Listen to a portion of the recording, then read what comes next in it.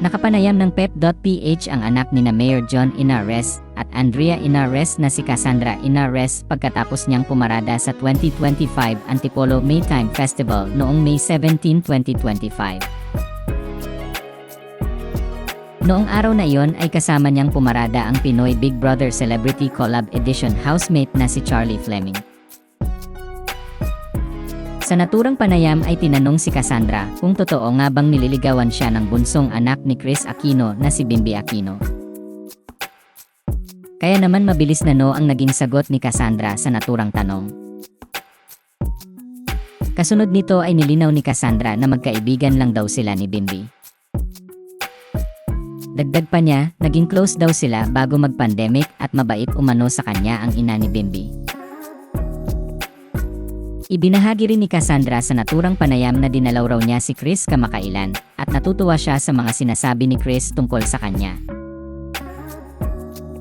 Anya, very grateful po that Tita Kris likes me like that.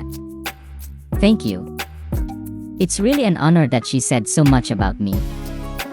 But yeah. Wala lang po.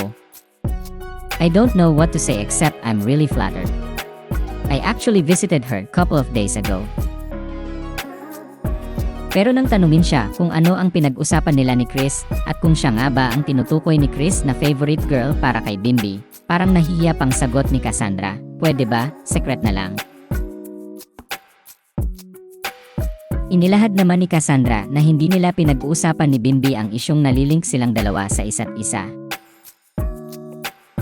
Ayon sa kanya, hindi na lang daw nila pinapansin ang mga sinasabi ng ilang netizens at ang chika tungkol sa kanila. Dagdag pa niya na enjoy raw niya ang friendship nila ni Bimby.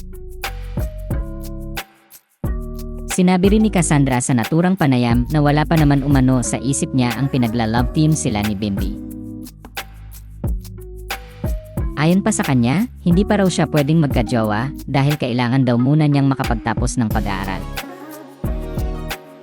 Nang tanungin naman tungkol sa pagpasok niya sa showbiz, inamin niyang wala pa raw siyang maisasagot dahil pag-uusapan pa raw nila ng kanyang ina ang tungkol doon.